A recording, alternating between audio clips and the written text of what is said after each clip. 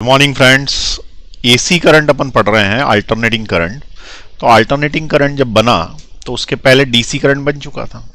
तो जो DC current बन गया था तो एसी और डीसी दोनों एट ए टाइम अवेलेबल थे, लेकिन शहरों में बिजली की सप्लाई नहीं थी। ये 1880 की बात, करीब 125-150 साल पहले, अभी 200 साल पहले। तो उस समय फेमस साइंटिस्ट थे थॉमस अल्वा एडिसन, तुमने नाम सुना होगा, जो मेरे लेफ्ट में है इस समय, राइट में सॉरी, इधर साइड है, ठीक है। और दूसरी तरफ है जॉर्ज वेस्टिंग हाउस। तो इन दोनों में डिबेट हो गया। डिबेट ये हो गया कि अमेरिका में जो बिजली घरों में सप्लाई की जाएगी वो बिजली एसी होनी चाहिए कि डीसी होनी चाहिए। तो थॉमस अल्वा एडिसन, ये हाथ ऐसा है ना, लेटरल इन्वर्जन हो रहा है इसमें कैमरे में, हाँ ये वाले, इधर वाले, थॉमस अल्वा एडिसन, इनने क्या बोला कि होनी चाहिए डीसी, जबकि बड़े साइंटिस्ट हैं। तो बड़े साइंटिस्ट ने बोला डीसी, क्योंकि डीसी में बहुत एडवांटेज है। लेकिन जॉर्ज वेस्टिंग हाउस ने क्या बोला, नहीं एसी होनी चाहिए, जो कि वास्तविकता में अभी आती है, एसी ही आता है हमारे घरों में। तो इन लोगों में विवाद हुआ। तो एडिसन ने कुछ पॉइंट्स पुट करे, कुछ जॉर्ज वेस्टिंगटन ने पुट करे। तो उन्होंने क्या पॉइंट पुट करे और किस पर्टिकुलर पॉइंट पे जॉर्ज वेस्टिंग हाउस जीत गए और ये डिसाइड हो गया कि अब जो है वो एसी ही सप्लाई की जाएगी, ये अपन देखते हैं, ठीक है। तो डीसी और एसी में अंतर पता करना पड़ेगा उसके लिए। तो डीसी और एसी में अंतर पता करते हैं अपन पहले, ठीक। तो चलते हैं अपन यहाँ पे अपने कैनवास पे, उस पे देखते हैं। तो यहाँ पे ये है थॉमस अल्वा एडिसन और ये है जॉर्ज वेस्टिंग हाउस। 1880 में इनके बीच में जो है यूनाइटेड स्टेट्स में डिबेट हुई। एडिसन ने बोला डीसी सही है, वेस्टिंग हाउस ने बोला एसी सही है। तो क्यों बोला ऐसा, वो अपन देख रहे हैं। तो हमारा जो टॉपिक है उसका नाम हमने दिया difference in AC and DC. AC और डीसी में डिफरेंस क्या है, ठीक है। तो मेन डिफरेंस जो अपन देखें, तो अगर मैं इसको दो कॉलम बना के लिखूं तो ज़्यादा अच्छा होगा। यहाँ पे मैं लिख देता हूँ एसी, ठीक है, या डीसी ले लेता हूँ पहले, डीसी, और एक लाइन खींच के इधर साइड लिख देते हैं हम एसी, और इधर साइड हम लिख देते हैं उसकी प्रॉपर्टी, जिसके बेसिस पे अपन अंतर कर रहे हैं, प्रॉपर्टी। तो सबसे पहली जो प्रॉपर्टी है वो है वैल्यू। तो डीसी की value remains constant, remains constant, जो रहती है वही रहती है। एसी की value changes with time, changes with time, समय के साथ बदलती जाती। आई बात समझ में। डीसी की वैल्यू रिमेन्स कांस्टेंट, एसी की वैल्यू चेंजेस विथ टाइम, ये इनकी प्रॉपर्टी में अंतर, ठीक। ये कौन से नंबर पे हो गई, पहले नंबर पे। दूसरे नंबर पे जो अपने को देना है वो है इसकी डायरेक्शन, डायरेक्शन। तो डायरेक्शन इज फिक्स्ड, पॉजिटिव से निगेटिव की ओर। यहां पे डायरेक्शन जो है वो चेंज होता, चेंजेस विथ टाइम, थोड़ी देर प्लस में चलता है, थोड़ी देर माइनस में चलता। तीसरा अंतर, ठीक है, मैं सारे अंतर बता रहा हूं, उसमें डिबेट किस पे हुई वो बाद में हाईलाइट कर दूंगा, अभी सारे अंतर बता रहा हूं, सिंपल। इसका सिंबल, डीसी सोर्स का सिंबल, तो डीसी सोर्स का जो सिंबल है वो ये है, एसी सोर्स का सिंबल ये है, ठीक। फोर्थ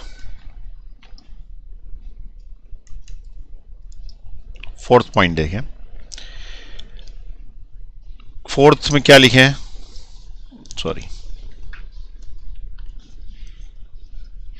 बोलो, वैल्यू तुम्हें पता पड़ गई, ये पता पड़ गई। अब अपन ये देख रहे हैं कि ये कौन से इफेक्ट दिखाता है। तो जैसे मान लो मैंने बोला magnetic effects of current, magnetic effects. Magnetic effects DC show करेगा कि नहीं करेगा, ये हमको पता करना। मैग्नेटिक इफेक्ट्स डीसी शो करेगा कि नहीं करेगा, कि एसी शो करेगा कि दोनों करेंगे। ऐसा भी हो सकता है कि दोनों करें, डिफरेंस ना हो, इनमें सिर्फ कंपैरिजन हो। बेसिकली मेरे को यार डिफरेंस की जगह कंपैरिजन लिखना था, कंपैरिजन, क्योंकि मैं इसमें सिमिलरिटी भी बता दूंगा। ठीक है, तो डिफरेंस में तो क्या होगा, सिर्फ अंतर ही अंतर बताना पड़ेगा, तो मैं सिर्फ कंपेयर कर रहा हूँ उसको। तो ये बताओ कि magnetic effect of current AC DC दोनों शो करता है क्या। तो पहले मैग्नेटिक इफेक्ट ऑफ करंट होता है क्या है, तो ये अपन साइड में जरा ये पता कर ले कि मैग्नेटिक इफेक्ट ऑफ करंट क्या होता है। तो एक लोहे की सोलेनॉइड या किसी भी जगह से अपन ने करंट भेजा, तो एक पोल नॉर्थ हो गया, एक पोल साउथ हो गया, मैग्नेट बन गया, that is called magnetic effect of current. लेकिन इसके अंदर अगर अपन करंट भेजते हैं तो एक निश्चित डायरेक्शन में भेजते हैं। यदि मान लो कि मैंने पोल बदल दिए, पोल बदल दिया मतलब मेरा सेल ऐसा था, अब मैंने सेल बदल के ऐसा कर दिया, तो इस केस में क्या होगा, करंट उल्टे डायरेक्शन में जाने लग जाएगा।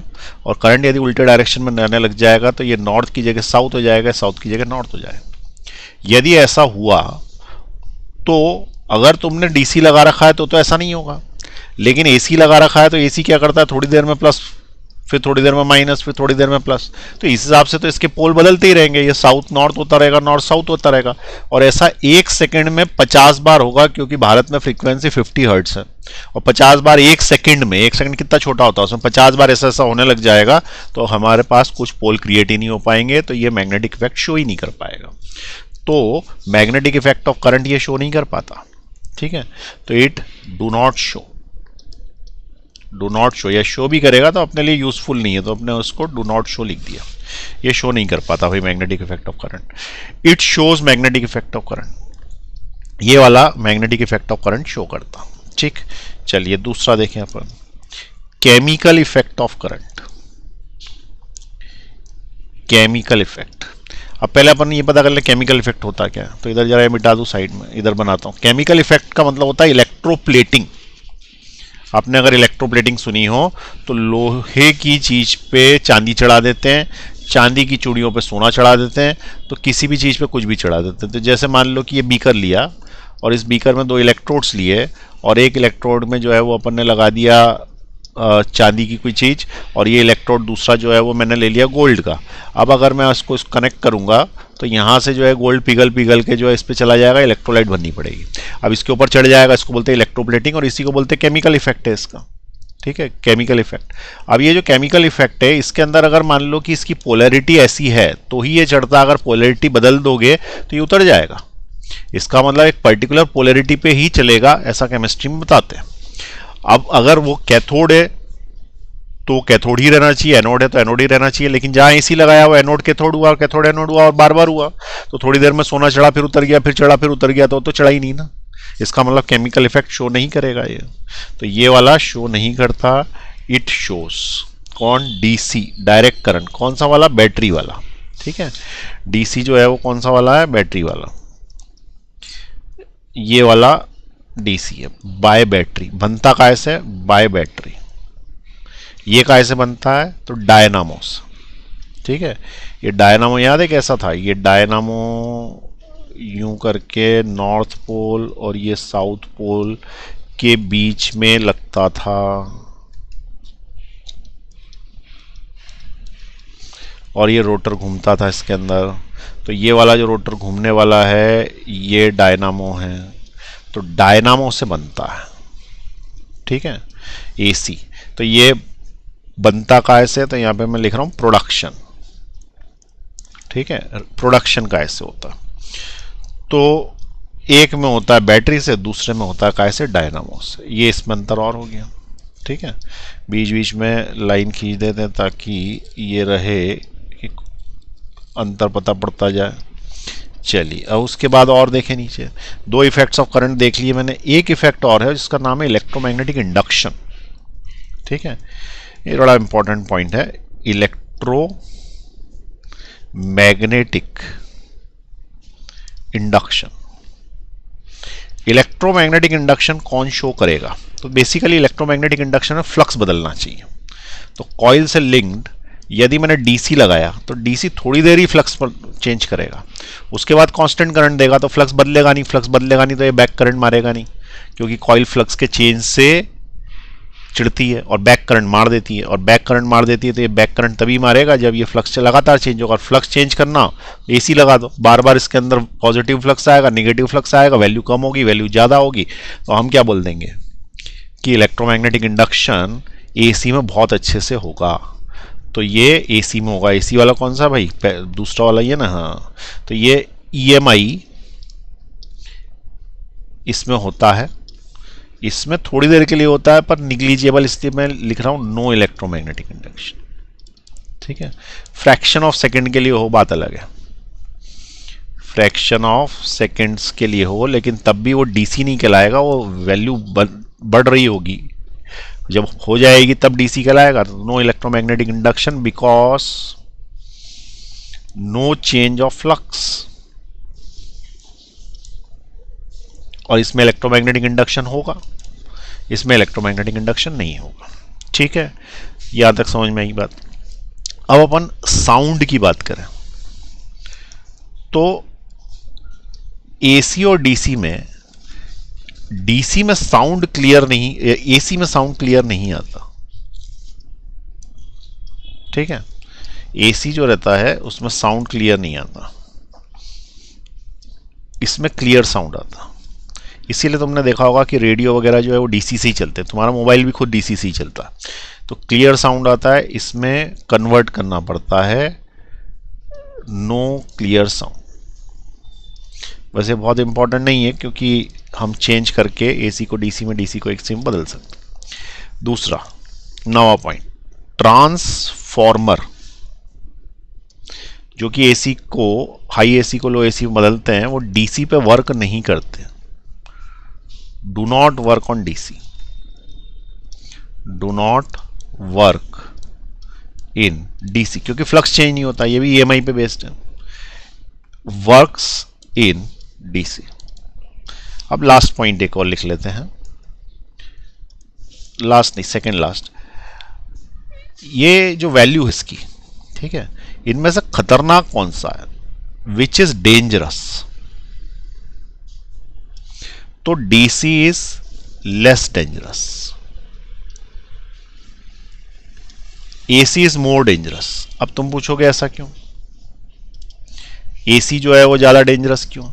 तो एसी के ज्यादा डेंजरस होने का 2-3 रीजन है। पहली रीजन ये है कि जो इसमें बोला जाता है उससे ये पीक ले लेता है। जैसे मान लो मैंने बोला 220 वोल्ट ये अवेलेबल एसी है, तो ये 220 वोल्ट उसकी आरएमएस वैल्यू है। वास्तविकता में उसकी पीक वैल्यू जब वो जहाँ तक वो पहुंचेगा वो 200√2 वोल्ट्स होगी, और ये 200√2 वोल्ट्स को कैलकुलेट करोगे तो 311 वोल्ट आएगी। इसका मतलब लिखा है कि 220 वोल्ट है, तो 220 वोल्ट पे 220 नहीं, वो 311 तक चला जाता है, यहां तक चला जाता है। जबकि डीसी में क्या होता है, डीसी में अगर उसने लिखा है कि 220 वोल्ट तो 220 वोल्ट ही रहेगी ना, क्योंकि वो तो कांस्टेंट करंट है। तो यहाँ पे पहली चीज क्या है कि जो बोला जा रहा है उतना ही दिया जा रहा है, यहाँ जो बोला जा रहा है उसके साथ एक्स्ट्रा दिया जा रहा है। मतलब बोला तो था कि 220 वोल्ट का झटका लगाएंगे, पर लगा 311 का दिया, ठीक है ना। जबकि इसके अंदर क्या होगा, इसमें 220 का वोल्ट का झटका तो 220 ही होगा। तो एक तो चीज ये। दूसरी चीज क्या होता है कि एसी और डीसी में से एसी में हम चिपक जाते हैं,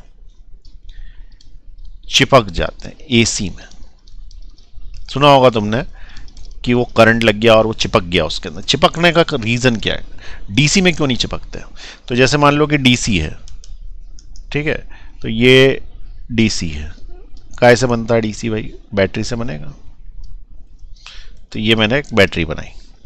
तुमने कभी सुना क्या कि बैटरीज में टर्मिनल पे कोई आदमी चिपक गया और बैटरी छुड़वाने के लिए उसको कहीं ले जा रहे हैं, ऐसे हाथ चिपक गया, ऐसा सुना क्या किसी आदमी का? नहीं सुना ना। तो जो इंसान है वो बैटरी से नहीं चिपकता, उसका रीजन, उसका हाथ यदि पॉजिटिव टर्मिनल में है तो पॉजिटिव हो जाएगा, हाथ ही पॉजिटिव हो जाएगा, और ये भी पॉजिटिव है, इनके बीच में रिपल्शन होगा तो चिपकेगा कैसे? पॉजिटिव पॉजिटिव रिपल्शन होता। यहां पे दूसरी जगह क्या प्रॉब्लम आती है कि एसी के अंदर मान लो कि ये सर्किट है और इसमें ये फेज है, ये वाला क्या है, फेज है। अब फेज में यदि किसी ने उंगली डाल दी तो उंगली जो है मान लो कि वो हो गई पॉजिटिव, ठीक है, उंगली कैसी हो गई पॉजिटिव, क्योंकि उस समय पॉजिटिव साइकिल चल रही थी। अब एसी में तो क्या है, साइकिल चलती है ऐसा, अब साइकिल चलती है तो जब पॉजिटिव चल रही थी तो उसने उंगली डाल दी। अब जब उसने उंगली डाल दी तो क्या हुआ कि थोड़ी देर के बाद ये साइकिल निगेटिव हो गई, लेकिन उंगली तो पॉजिटिव ही है। अब ये जो पॉजिटिव उंगली है निगेटिव से अट्रैक्ट हो गई, जाके अट्रैक्ट हो गई तो ये पॉजिटिव उंगली निगेटिव से अट्रैक्ट हुई तो ये अलग नहीं कर पाया इसको, और अलग नहीं कर पाया तो इसने क्या किया कि वहीं पे ये रखा रहा तो ये निगेटिव हो गई उंगली इतनी देर में। अब ये उंगली अगर निगेटिव हो गई तो थोड़ी देर के बाद पॉजिटिव साइकिल आया और पॉजिटिव ने फिर पकड़ लिया, फिर निगेटिव हो गई, और ऐसे ही चलता रहा। तो छुड़ा ही नहीं पाया ना, और 1 सेकंड में 50 बार होता, इतना फास्ट आदमी नहीं जाता। यदि उसका क्या बोलते हैं उसको, रिफ्लेक्स सेक्शन ज़्यादा है, रिफ्लेक्स सेक्शन ज़्यादा है तो छुड़ा सकता है, अदरवाइज वो एसी में चिपक जाएगा। ठीक है। अच्छा, ये क्वेश्चन पूछते हैं ना, इसलिए थोड़ा थोड़ा बीच बीच में थ्योरी पढ़ानी जरूरी। तो डीसी के अंदर जो है वो उसको झटका लगेगा और चिपकेगा नहीं, इसलिए DC is less dangerous and AC is more dangerous. ठीक, यहां तक सारी बातें समझ में आ गई, सभी में कुछ ना कुछ अंतर है। लेकिन एक जो 11 नंबर का पॉइंट लिखाऊंगा वो बिल्कुल ही अलग है, और वो बिल्कुल ही अलग पॉइंट ये है 11 नंबर का पॉइंट कि both shows heating effect of current. दोनों ही हीटिंग इफेक्ट शो करते हैं। इसका मतलब वायर में से जो भी जाएगा वो वहां पे हीट प्रोड्यूस कर देगा। उसका रीजन क्या है, वायर में से कोई जाएगा तो करंट इधर जाएगा तो भी वो इलेक्ट्रॉन्स टकरा रहे हैं और हीट प्रोड्यूस कर रहे हैं, करंट इधर जाएगा तो भी इलेक्ट्रॉन्स टकरा रहे हैं और हीट प्रोड्यूस कर रहे हैं। तो उससे क्या फर्क पड़ता है कि एसी है कि डीसी, कुछ भी जाएगा वायर में से तो हीट प्रोड्यूस करेगा। इसलिए this is the only effect which is shown by both. ये दोनों के द्वारा दिखाया गया एकमात्र इफेक्ट है, एकमात्र इफेक्ट है जो दोनों दिखाते हैं। ठीक है, ये एकमात्र इफेक्ट है। उसके अलावा क्या होगा, बाकी के सारे जो है कुछ ना कुछ अंतर आ जाएगा। अब बहस ये चल रही थी कि एसी ले कि डीसी ले, किस किस के बीच में, एडिसन के बीच में और जॉर्ज वेस्टिंग हाउस के बीच में। तो ये दोनों के बीच में जब बहस चल रही थी तो ये सारे पॉइंट लिखे गए जो अपन ने लिखे। उसके बाद ये निर्णय लिया गया कि कौन सा ज़्यादा सही है। ठीक है, तो अब यहाँ पे देखें आप, कंपैरिजन कराएं, अभी नोट कर लेना, थोड़ी देर बाद पहले देख लो। इसके अंदर ये केमिकल इफेक्ट शो करता, ठीक है, ये नहीं करता, तो इसमें एक प्लस पॉइंट हुआ ना ये केमिकल का। किस में हुआ, डीसी में, एडिसन वाले में। दूसरा, इसको बनाना आसान, बैटरी से बन जाता है ऐसे भी। ठीक है, इसके लिए पानी वानी गिराना पड़ेगा, प्रोडक्शन भी मुश्किल है। दूसरा, इलेक्ट्रोमैग्नेटिक इंडक्शन शो नहीं करता, वो करता है। ठीक है, तो इसमें ये जीत गया, एसी जीत गया। इसमें क्लियर साउंड आता, टूटा टूटा नहीं आता। ठीक है, जैसे पहले एलएमएल वेस्पा या बजाज सुपर के स्कूटर आते थे ना, उसके अंदर डायरेक्ट एसी जो जनरेटर बनाता था, डायनामो बनाता था, उससे आते थे, तो उसमें टूटी टूटी टीट ऐसी आती थी आवाज़। अब जैसे ही अपन इसके अंदर बैटरी डालते हैं, तो होंडा में देखा होगा, हीरो होंडा वगैरह में, जैसे ही तुम बैटरी डालते हो वैसे ही एकदम तेज साउंड बजता है हॉर्न का। तो हॉर्न जो है वो डीसी में बढ़िया बजता है, एसी में टूटा टूटा सा बजता है। जिसमें बैटरी खत्म हो जाए उसमें पता पड़ जाता है, जिसमें बैटरी खत्म हो गई उसमें पता पड़ जाता है कि साउंड क्लियर नहीं आ रहा, वो एसी का साउंड है स्पीकर में। तो इसमें भी कौन जीता, साउंड यानी कि डीसी जीता। ठीक है, उसके बाद ट्रांसफार्मर में ये जीत गया, ये वर्क करता, ये लेस डेंजरस है, ये मोर डेंजरस।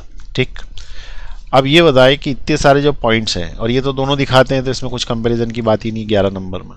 तो अब ये बताएं कि ज़्यादा पॉइंट किसको मिल रहा है। तो देखा जाए तो ज़्यादा पॉइंट डीसी को मिल रहा है, क्योंकि मैग्नेटिक इफेक्ट शो कर रहा है, ये केमिकल इफेक्ट शो कर रहा है ये। ठीक है, दो, उसके बाद बनाना आसान है इसको, और डेंजरस भी कम है, और साउंड भी सही दे देता।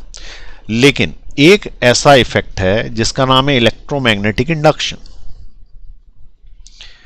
और इसी के बेसिस पे ट्रांसफार्मर बनता है।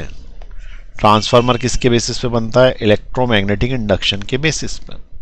यहाँ पे अपन ने लिखा है ना ट्रांसफार्मर, ट्रांसफार्मर इसमें वर्क करता, उसमें नहीं करता। तो ये जो एक पॉइंट है, ये जॉर्ज वेस्टिंग हाउस के लिए हुकुम का इक्का साबित हुआ। क्या हुकुम का इक्का साबित हुआ, ट्रम्प कार्ड। क्या साबित हुआ कि एसी को ट्रांसफार्मर से कम ज्यादा वोल्टेज का किया जा सकता है, वोल्टेज का किया जा सकता। बस ये जो पॉइंट है, ये पॉइंट के कारण ये जीत गया। अगर किसी को कम वोल्टेज चाहिए, जैसे घर में कम वोल्टेज चाहिए, तो स्टेप डाउन ट्रांसफार्मर लगा ले। और अगर उसको इंडस्ट्री में बड़ी मशीन चलानी है तो स्टेप अप ट्रांसफार्मर लगा ले। ट्रांसफार्मर वोल्टेज कम ज्यादा कर देता है, लेकिन डीसी की वोल्टेज कम ज्यादा नहीं कर सकते, क्योंकि डीसी पे ट्रांसफार्मर चलता नहीं है, क्योंकि ट्रांसफार्मर वर्क करता है इलेक्ट्रोमैग्नेटिक इंडक्शन पर। ठीक है, ट्रांसफार्मर किस पे वर्क करता है? तो transformer works on EMI, electromagnetic induction, which is shown by AC, which is shown by AC. और अगर एसी ही शो करेगा ये, तो फिर उस वाले केस में सिर्फ एसी को ही कम ज्यादा किया जा सकता होगा। और यदि सिर्फ एसी को ही कम ज्यादा किया जा सकता होगा, वोल्टेज कम ज्यादा, तो ये यहाँ पे एक एडवांटेज है ना। मुझे यदि इंडस्ट्री में लेना है तो मैं वोल्टेज कम कर लूंगा, अदरवाइज ज्यादा कर लूंगा। दूसरा, जब मैं ट्रांसमिशन करूंगा किसी पावर हाउस से, तो वोल्टेज बढ़ा के भेजूंगा और घर के अंदर वोल्टेज कम कर लूंगा। वोल्टेज बढ़ाने से पावर लॉस कम होता है। लेकिन ये डीसी जब भेजी जाएगी तो पावर हाउस से, तो फिर इस वाले केस में तुम्हें सेम वोल्टेज पे भेजनी पड़ेगी। और मान लो 110 वोल्ट पे भेजी या 220 वोल्ट पे भेजी, तो तुम्हारे घर का काम तो चल जाएगा, पर इंडस्ट्री की मशीन 220 वोल्ट पे हिल के नहीं देने वाली। तो उसको चाहिए 2500 वोल्ट, 3000 वोल्ट। जैसे ट्रेन, तो ट्रेन चलती है 2200 वोल्ट्स में, 2200 वोल्ट्स में। हमारे घर में आता है 220 वोल्ट। अभी 220 वोल्ट में तो ट्रेन का अकेला एक इंजन भी नहीं चलेगा, एक पीछे वाला गार्ड का डिब्बा ही नहीं चलेगा, पूरी ट्रेन कहाँ से चलेगी? तो उस केस में इतना वोल्टेज चाहिए, तो इतना वोल्टेज फिर देंगे कैसे? तो स्टेप अप ट्रांसफार्मर लगा देंगे। स्टेप अप ट्रांसफार्मर लगा देंगे तो उस केस में हम क्या बोल रहे हैं कि ये इस पॉइंट पे जीत गया कि उसको कम ज्यादा किया जा सकता। और फाइनली ये डिसाइड हुआ कि ये एडिसन वाला जो डीसी है ये नहीं लेंगे, एसी को हम ले लेंगे। और उसी कारण आज हमारे घरों में एसी आता है, ना कि डीसी आता है। ठीक है, तो ये बातें आपको समझ में आ गई। अब आप इसमें से लिख लीजिए ये वाले पॉइंट्स। ठीक है, ये वाला पॉइंट जरूर लिख लें, एसी को ट्रांसफार्मर से कम ज़्यादा किया जा सकता है। ये जो है मेन पॉइंट था इनकी बहस के बीच में, और इसी से पूरा खेल चेंज हो गया। चलिए अब मैं नीचे ले रहा हूँ,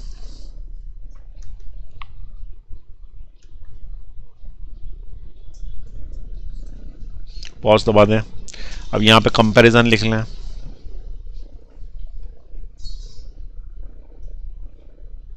कंपैरिजन लिख लें। अब नीचे ले रहा हूं मैं,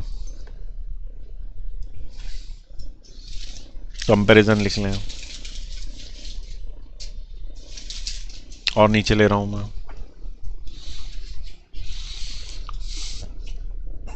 और नीचे ले रहा हूं। पॉज दबा दें।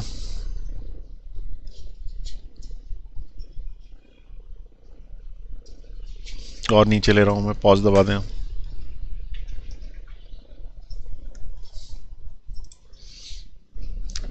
ठीक है, अब अपने को ये समझ में आ गया कि एसी और डीसी में से एसी जो है उसके अंदर एक बड़ा एडवांटेज ये है कि उसका वोल्टेज कम ज़्यादा किया जा सकता है, लेकिन यही उसका डिसएडवांटेज बन रहा है हमारे लिए, पढ़ने वाले बच्चों के लिए। वो क्या बन रहा है कि उसकी वैल्यू कम ज़्यादा होती रहती, डायरेक्शन पलटता रहता है। तो उसको समझाएं कैसे सामने वाले को? तो उसके लिए हमने ये बताया कि इसको 5 तरीके से समझाया जा सकता है। पहला, उसकी एवरेज वैल्यू ले लो, क्योंकि कम ज़्यादा हो रही है, कोई भी चीज़ कम ज़्यादा हो रही है तो एवरेज ले लो। या फिर इंस्टेंटेनियस ले लो, उस पर्टिकुलर समय की पूछ लो जिस समय पे वो क्वेश्चन पूछा गया। या फिर क्या करो कि हाफ साइकिल का एवरेज ले लो, या फिर उसकी रूट मीन स्क्वायर वैल्यू ले लो, या उसकी पीक वैल्यू ले लो। इस तरीके से 5 वैल्यूज से इसको समझाया जा सकता है। तो ये 5 वैल्यू कैसे आई और कैसे इनको डिराइव करते हैं ये देख लेते। तो आगे लिखें, AC can be represented by in 5 values. ठीक है, AC can be represented by 5 different types of values. अब क्वेश्चन ये है कि मान लो कि मैंने बोला RMS, root mean square value.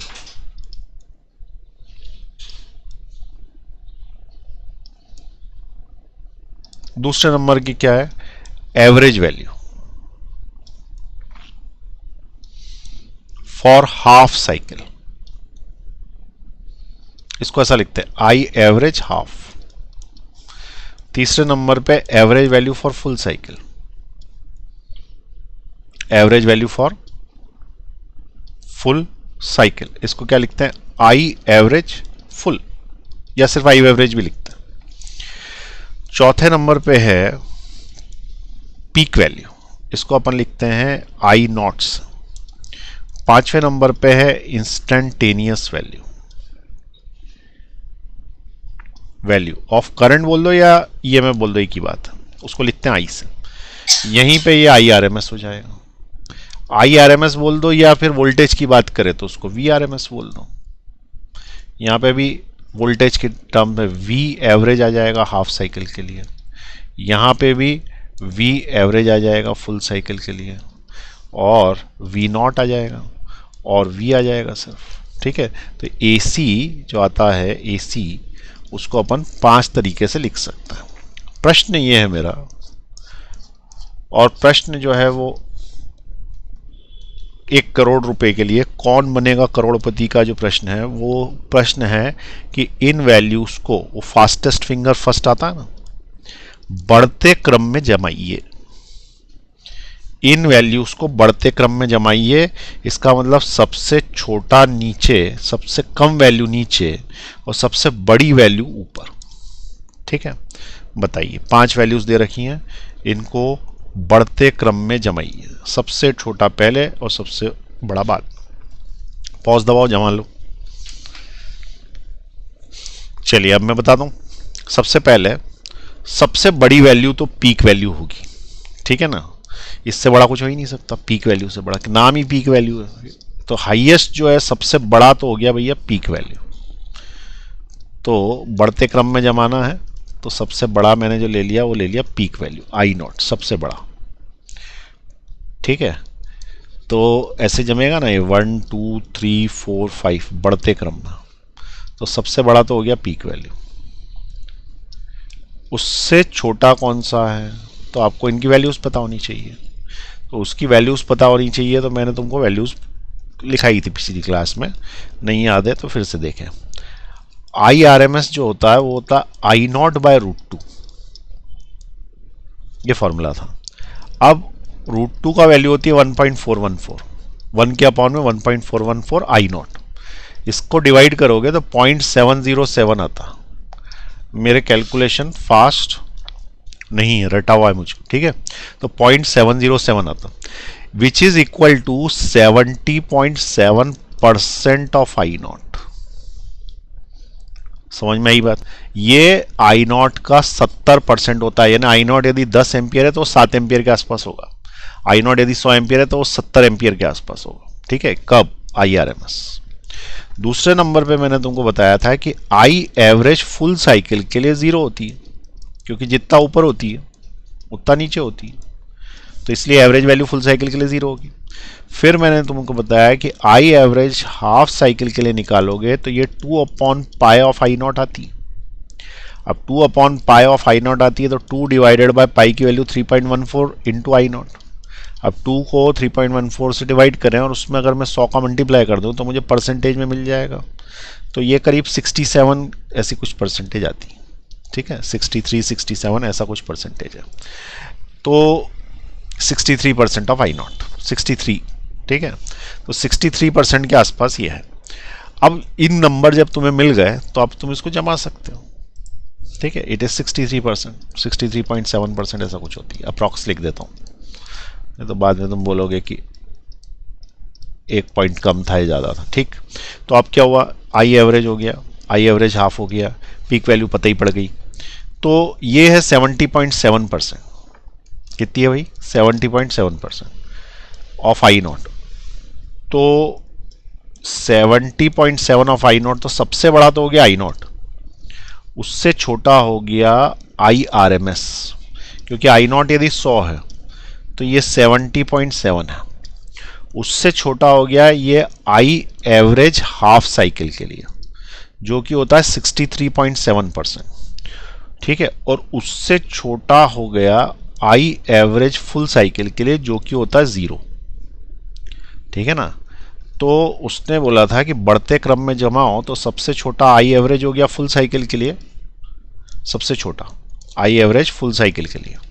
तो यहाँ पे मैंने लिख दिया आई एवरेज फुल साइकिल के लिए, उससे बड़ा हो तो आई एवरेज हाफ साइकिल के लिए, उससे बड़ा हो तो आई आर एम एस, ठीक है, उससे बड़ा हो तो आई नॉट। अब तुम बोलोगे एक रह गया बीच में, है कि नहीं, एक कोई सा रह गया बीच में, कौन सा रह गया भाई, ये बढ़ते क्रम में कौन सा रह गया, तो उस वाले केस में रह गया इंस्टेंटेनियस वैल्यू। लेकिन ये वैल्यू तो हमें पता ही नहीं ना, इंस्टेंटेनियस वैल्यू तो I equal to I naught sine omega t होती है ना।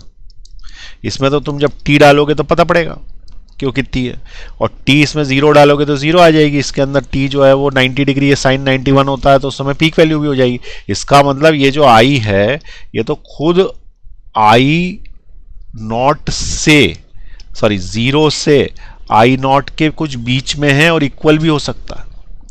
आई जो है वो कुछ भी रूप धार सकता है, तो ये जो है वो क्या कर सकता है, ये 0 से लेके आई नॉट तक कुछ भी वैल्यू ले सकता है। और अगर ये कुछ भी वैल्यू ले सकता है तो ये तो एक तरीके का जोकर कार्ड हो गया, जैसे वो ताश खेलते हैं तो जोकर होता है बीच में, उसको तुम कहीं भी फंसा सकते हो, चाहो तो उससे रानी बना लो, चाहे तो उससे गुलाम बना लो, इसका मतलब तो कहीं पे भी आ जाएगा। तो ये जो ऊपर चल रहा था इसमें तुम जहां चाहो उसके अंदर आई इंस्टेंटेनियस लगा सकते हो। तो instantaneous is a joker card, ठीक है, जिसकी वैल्यू चेंज हो सकती है, हम चेंज कर सकते हैं, change the value, we can change the value by putting the time, value by putting क्या, टाइम, समय पुट कर देने से उसकी वैल्यू चेंज हो। तो ये तुम्हें समझ में आया कि कौन कम है कौन ज़्यादा है। तो ये 5 तरह की वैल्यूज़ हैं। तो एक बार फिर से इसको लिख लें, ठीक है, यहाँ से लिखना चालू करें, पॉज का बटन दबाएं और लिख लें। अब मैं नीचे ले रहा हूँ,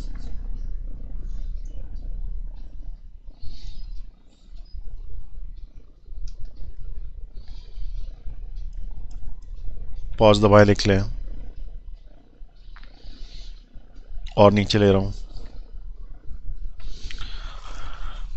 पॉज दबाए लिख लें।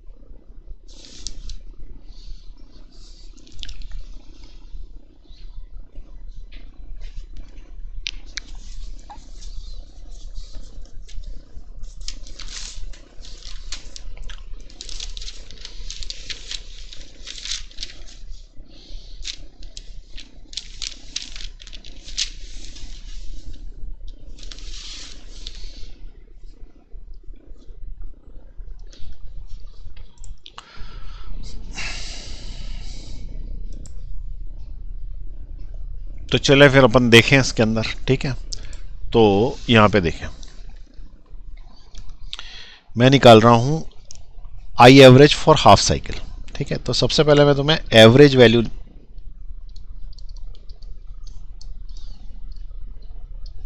का एक जनरल फॉर्मूला बता देता हूं, पूरी फिजिक्स में लगेगा ये, ठीक है। एवरेज वैल्यू का जनरल फॉर्मूला, जनरल किसी भी चीज़ की एवरेज वैल्यू निकालनी, जैसे करंट की निकालनी, तो ऐसा बनाते हैं दोनों तरफ, इसका मतलब average value it is equal to current d t, where I is instantaneous value. किसी भी के लिए लगेगा ये, वेलोसिटी वगैरह सब के लिए, और जितने टाइम के लिए, जहां से तुम्हें जहां तक इंटीग्रेट करना है, ठीक है, जितने समय की एवरेज निकालनी है वहां तक, जैसे एक साइकिल के लिए निकालनी है तो 0 से लेकर टी तक, यदि आधी साइकिल के लिए निकालनी है तो 0 से लेकर t/2 तक, क्योंकि अपने को ऐसा पता है कि ये साइकिल ऐसे बनेगी, इसके अंदर ऐसे, ये t है, ये t/2 है पॉइंट, ये 0 है। तुम कहाँ तक निकालना चाहते हो, हाफ साइकिल के लिए निकालना चाहते हो तो 0 से लेकर t/2 तक इंटीग्रेट करो, 0 से t/2। फुल साइकिल के लिए लेना चाहते हो इतना ले लो, 2 साइकिल के लिए लेना चाहते हो तो 0 से लेके 2t तक इंटीग्रेट करो। और अगर मान लो कि यहाँ से स्टार्ट करना चाहते हो यहाँ तक, तो यहाँ से भी इंटीग्रेट कर सकते हो, यहाँ तक लिमिट्स बन जाएगी बस तुम्हारी, वो इंटीग्रेशन की चेंज हो जाएगी, इस जगह से आ जाएगी अभी इस जगह तक हो जाएगी। तो अपन जनरली फुल साइकिल के लिए लेते हैं, तो 0 से t ले लिया मैंने, या any time, divided by integration of dt, और ये भी 0 से लेकर t तक। ये फॉर्मूला एक एवरेज वैल्यू निकालने के लिए है, किसी भी चीज का एवरेज वैल्यू इससे निकलेगा, जनरल फॉर्मूला है सभी के लिए, चाहे वोल्टेज निकाल लो चाहे करंट निकाल लो, कुछ भी। अब देखो मैं इसको लगा रहा हूं, पहला average value of AC for half cycle निकाल रहा हूं, for half cycle, average value of AC for half cycle निकाल रहा हूं, ठीक है। अब average value of AC for half cycle निकालने के लिए ये लगाएंगे formula, I is equal to integration 0 से लेके t/2, ये समझ में आया t/2 क्यों, हाफ साइकिल। करंट डालना है मुझे, तो करंट का फॉर्मूला होता है I equal to I0 sine omega t। AC current की इक्वेशन यही होती है, it is the equation of AC current, equation of instantaneous AC। AC current शब्द ही बेकार है, AC is alternating current, C उसमें है ही, लेकिन फिर भी बोलने में ऐसी आता है AC करंट। अब AC करंट की इक्वेशन यहाँ डाली मैंने, I equal to I0 sine omega t, पीछे लगाया dt। अच्छा यहाँ जो रहता है ना, ये तो बहुत ही आसान सी बात है, 0 से लेकर t/2 तक, यहाँ तो 1 लगा हुआ है, 1 का इंटीग्रेशन क्या होता है, t होता है, और t में अपर लिमिट डालोगे, t माइनस करोगे 0 तो t आ जाएगा। इसका मतलब इसका तो वही आंसर आ जाता है जो यहाँ लिखा रहता है। तो अगर मुझे हाफ साइकिल के लिए निकालना तो मुझे 0 से लेकर t/2 तक लिखना पड़ेगा, इसको सॉल्व करने से t/2 ही आ जाता है, यही आ जाता है, ठीक है।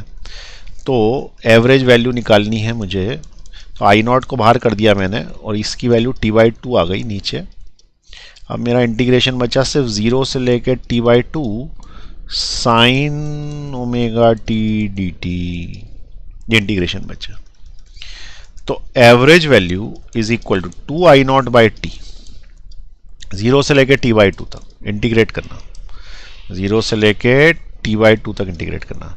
साइन ओमेगा टी का इंटीग्रेशन साइड में कर रहा हूँ, साइन ओमेगा टी का integration, integration of sine omega t d t, which is equal to, देखो साइन का हो जाएगा माइनस कॉस ओमेगा टी, और जो एक्स्ट्रा आता है ये जो एक्स्ट्रा आता है ना, इसमें टी का डिफ्रेंसिएशन करते हैं, इतने से का डिफ्रेंसिएशन करते हैं, तो इसका डिफ्रेंसिएशन आता है टी का 1।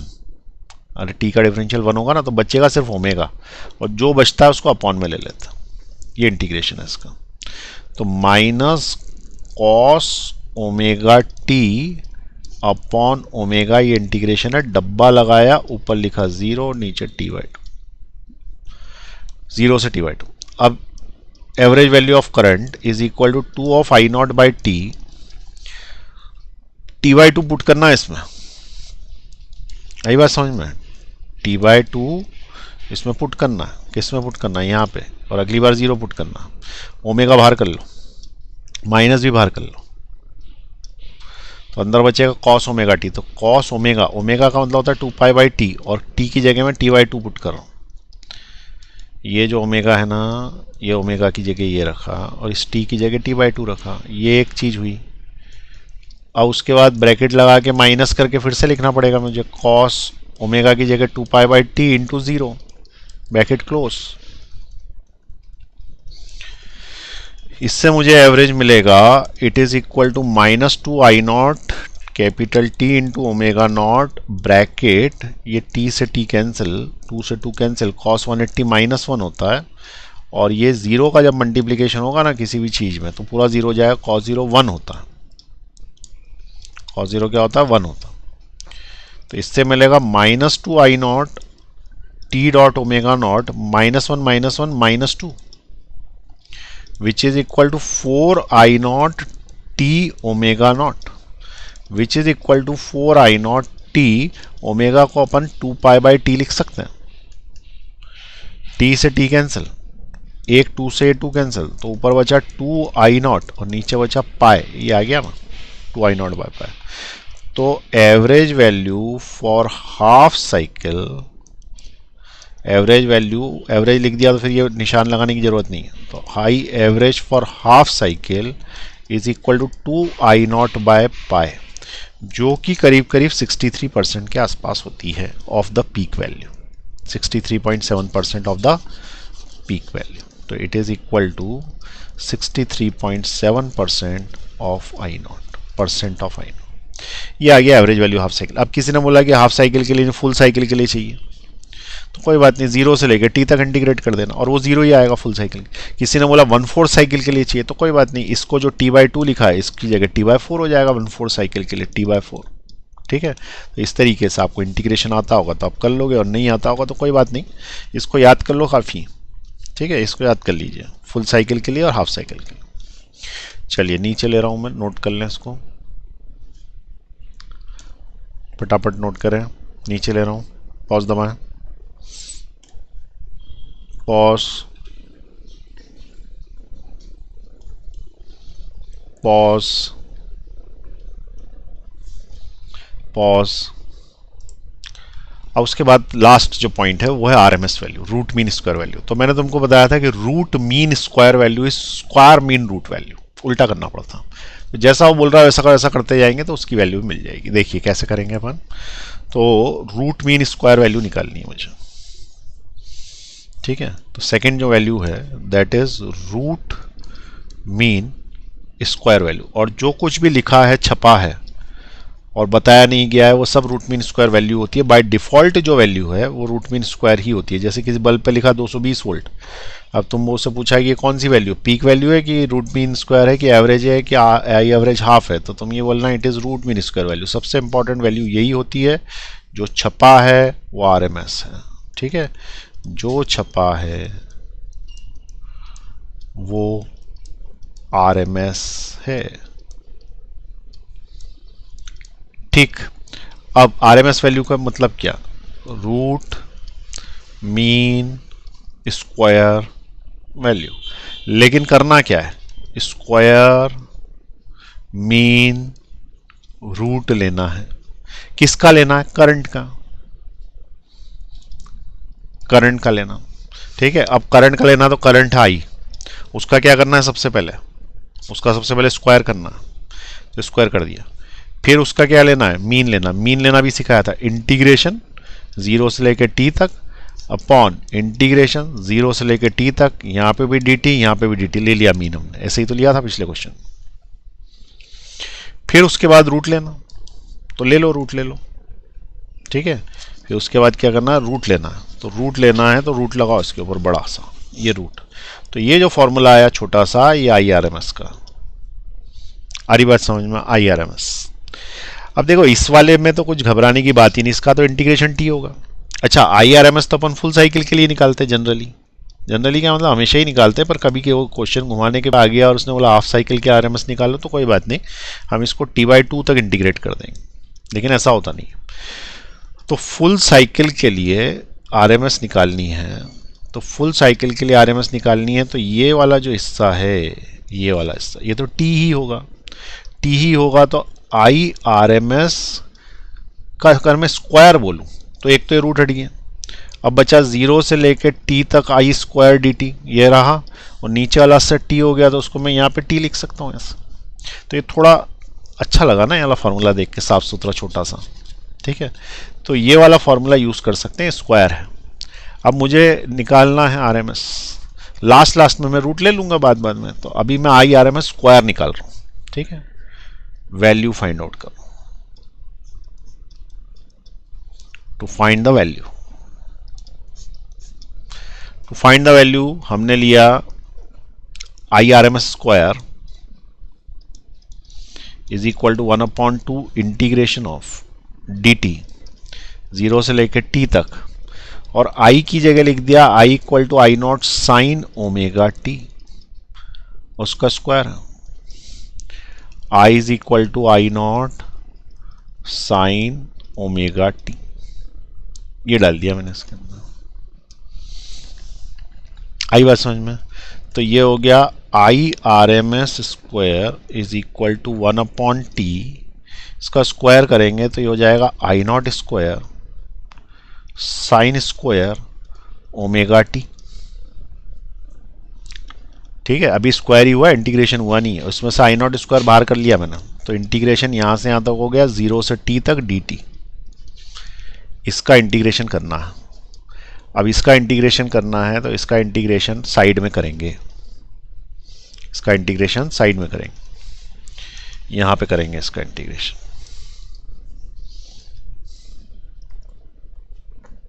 बाद में वैल्यू पुट कर देंगे। तो देखो साइन स्क्वायर ओमेगा टी का डायरेक्ट नहीं होता, कॉस टू ओमेगा टी से टर्म में लाना पड़ेगा। Cos two omega T is equal to 1 - 2 sine square omega T होता है फॉर्मूला। ठीक है, कॉस टू ओमेगा टी क्या होता है 1 - साइन स्क्वायर ओमेगा टी। इससे तुम पहले साइन स्क्वायर ओमेगा टी की वैल्यू निकाल लो।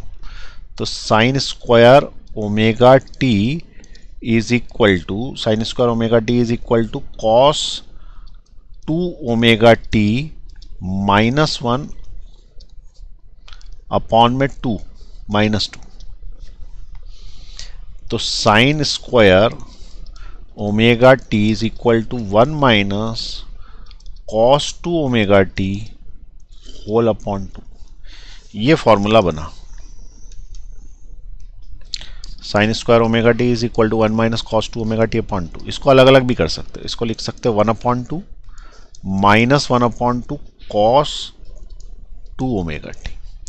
तो हो गया कि इसकी जगह हम इसका इंटीग्रेशन कर देंगे, दोनों एक ही बात है क्योंकि ये इसके बराबर ही है। तो integration of half with respect to time minus integration of half cos two omega T with respect to time from 0 से t कर देते हैं। तो ये करो या ये पूरा करो, एक ही बात है। तो इसका इंटीग्रेशन करेंगे तो क्या बनेगा, ठीक है।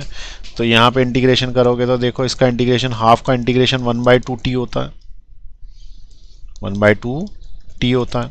अब इसमें डब्बा लगा के 0 से लेके t डालेंगे, minus half cos two omega T का हो जाएगा साइन टू ओमेगा टी, और t का डिफरेंशियल 1 तो 2 ओमेगा बचेगा, वो अपॉन में चला जाएगा। सब्सटीट्यूशन मेथड लगा दिया उन्हें शॉर्टकट से। अब ये 0 से लेके t हो गया यहाँ तक, ठीक। तो 1/2 ये t डाला इसके अंदर, तो t -0 डब्बा क्लोज, -1/2 और ये 2 बाहर ही आ गया तो 1/4 ओमेगा हो गया। अंदर बचा sine of 2 omega capital T minus sine of 0। अब एक चीज़ ध्यान रखना कि साइन के 0 और साइन के ओमेगा टी के सभी मल्टीपल 0 होते हैं, क्योंकि ओमेगा टी को अपन क्या लिख सकते हैं 2π/t, और t से t कैंसिल हो जाएगा तो बचेगा 2π यानी कि 4π बचेगा। और साइन के सभी मल्टीपल पाई के 0 होते हैं, साइन के पाई 2π 3π कुछ भी निकल रहा है, पाई आ गया साइन 0 हो जाता, ठीक। तो ये तो 0 ही हो गया, यहाँ तो कुछ बचा ही नहीं। अरे पूरा कट गया।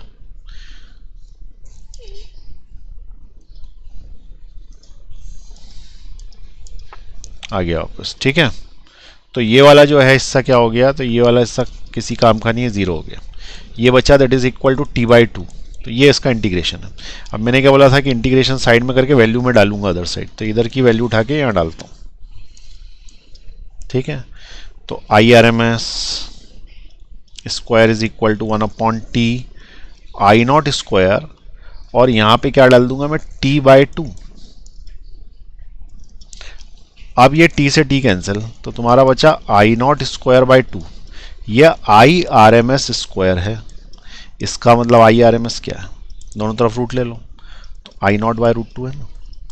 This is IRMS। आई बात समझ में। तो IRMS इस तरीके से निकला। अब तुम बोलोगे, कोई बोलेगा कि ये डेरिवेशन करना है क्या, तो उसका आंसर है हाँ करना है। जब नहीं करना रहता मैं बता देता हूँ कि नहीं करना, ठीक है। डायरेक्ट रिजल्ट से काम चल जाएगा, यहाँ नहीं चलेगा। उसका रीज़न क्या है कि ये फुल साइकिल के लिए है, किसी क्वेश्चन बनाने वाले ने हाफ साइकिल के लिए पूछ लिया, तो उस वाले केस में तुम्हें इंटीग्रेशन आना चाहिए, क्योंकि 0 से t/2 तक होगा। और ये जो मेथड मैंने लगाया इंटीग्रेशन का, ये मेथड लगेगा, तो 0 से लेकर t/2 तक करना पड़ेगा, ठीक है। तो इसलिए इंटीग्रेशन आना चाहिए। चलिए अब आप नोट कर लेंगे इसको। तो ये वैल्यूज़ हो गई सारी, और ACDC में अंतर पता पड़ गया। अब एसी सर्किट्स करेंगे इसके बाद अपन। चलिए ऊपर ले रहा हूं मैं, यहां से नोट करना आपको। ये तो हो गया ना एवरेज वैल्यू, ये नोट नहीं करिए तो पॉज दबा दो, फिर मैं नीचे ले रहा हूं। चलिए और नीचे ले रहा हूं, ये शायद आपने लिख ली है। अब ये आरएमएस वैल्यू से लिख लें।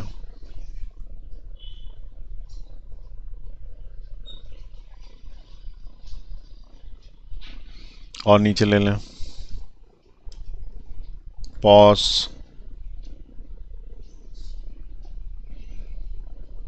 और नीचे ले लें, पॉज दबाएं। ठीक है,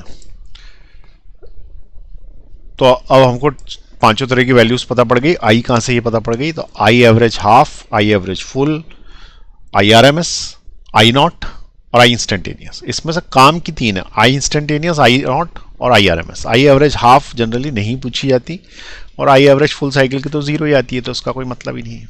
ठीक है, चलिए नेक्स्ट क्लास में अपन एसी सर्किट्स पढ़ेंगे।